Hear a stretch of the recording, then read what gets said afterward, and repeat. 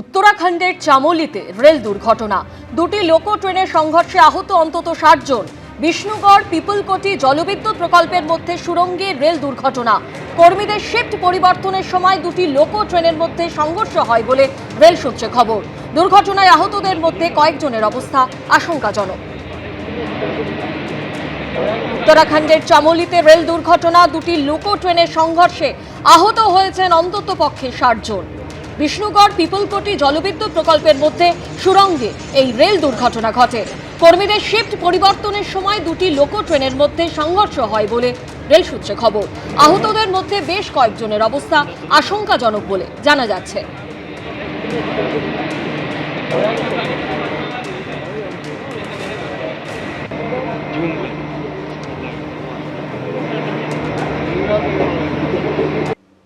বিধানসভা ভোটের আগে ফের দুর্নীতি যুদ্ধ। নিয়োগ দুর্নীতি থেকে শুরু করে 100 দিনের কাজ, গরু পাচার, চিটফান্ড মামলা, আবাস যোজনায় দুর্নীতির অভিযোগের প্রসঙ্গ তুলে আক্রমণ শানালেন অমিত শাহ। বাঁকুড়ার সভা থেকে পাল্টা জবাব দিলেন মমতা বন্দ্যোপাধ্যায়। कमाई करने का अधिकार एक ही व्यक्ति को है, भाईपो को है, और किसी को कमाई करने का अधिकार नहीं है। তুমি খাবে আর তোমার ছেলে খাবে আর আমাদের নামে গালাগালি চলবে কতদিন? বিধানসভা ভোট এখনো ঘোষণা হয়নি, তার আগেই ক্ল্যাশ অফ টাইটান্স। সাংবাদিক বৈঠক করে দুর্নীতি ইস্যুতে তৃণমূলকে বিদ্ধ করলেন অমিত শাহ। পাল্টা বর্জরার সভা থেকে জবাব দিলেন মমতা বন্দ্যোপাধ্যায়।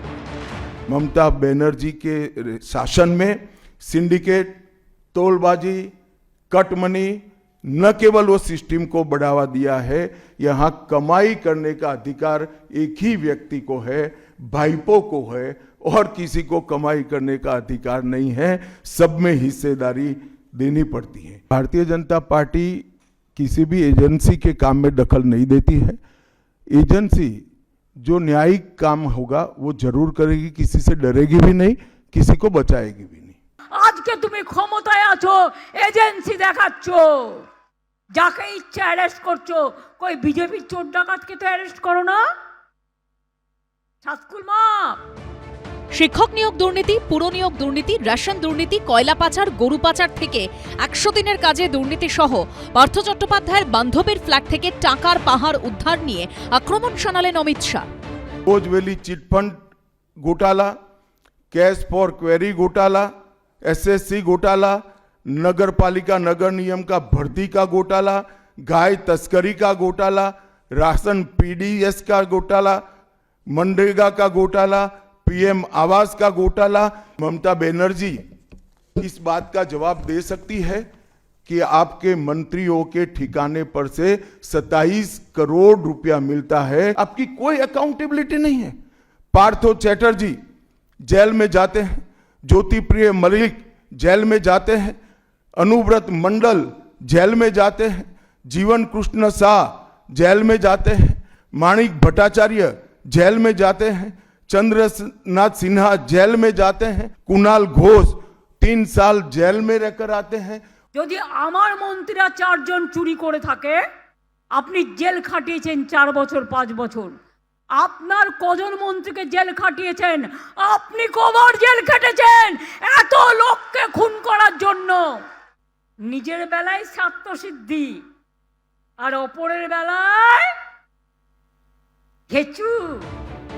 বিভিন্ন সময় গ্রেপ্তার হওয়া তৃণমূলের নেতা মন্ত্রীদের নাম বলতে গিয়ে এদিন অমিত শাহ, চন্দ্রনাথ সিনহা ও পরেশ পালের নাম বলায় তৈরি হয়েছে বিতর্ক।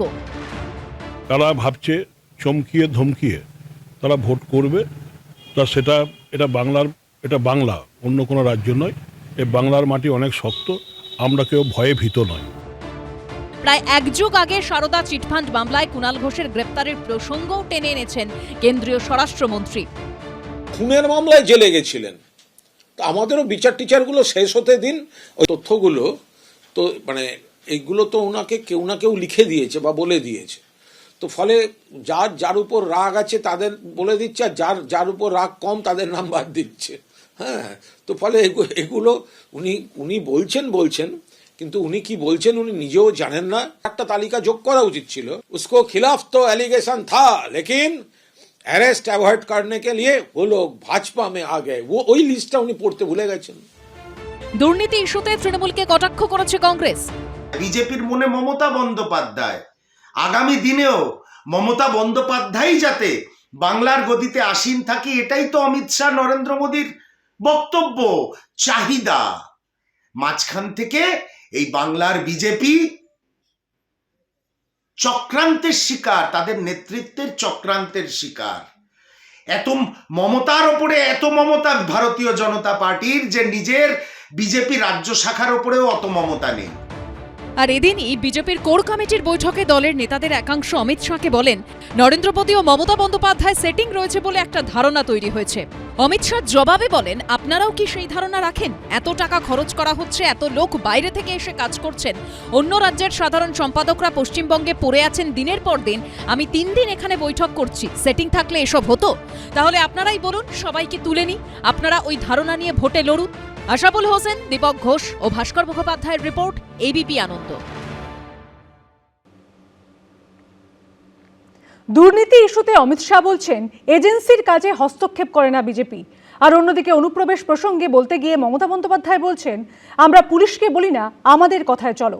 তৃণমূল যখন কেন্দ্রীয় এজেন্সির তৎপরতা নিয়ে সরব, তখন রাজ্য পুলিশের হেনস্থার অভিযোগ তুলেছে বিজেপি। আর সেই সময় 2 নেতানেত্রীর গলায় উঠে এলো একই রকমের বক্তব্য। भारतीय जनता पार्टी किसी भी एजेंसी के काम में दखल नहीं देती है। কই আমরা তো পুলিশকে বলি না, বিজেপির কথাই আমাদের কথাই চলো। বিধানসভা ভোট এগিয়ে আসছে, ফের চড়া হচ্ছে সিবিআই ইডি নিয়ে তৃণমূল বিজেপি তরজা।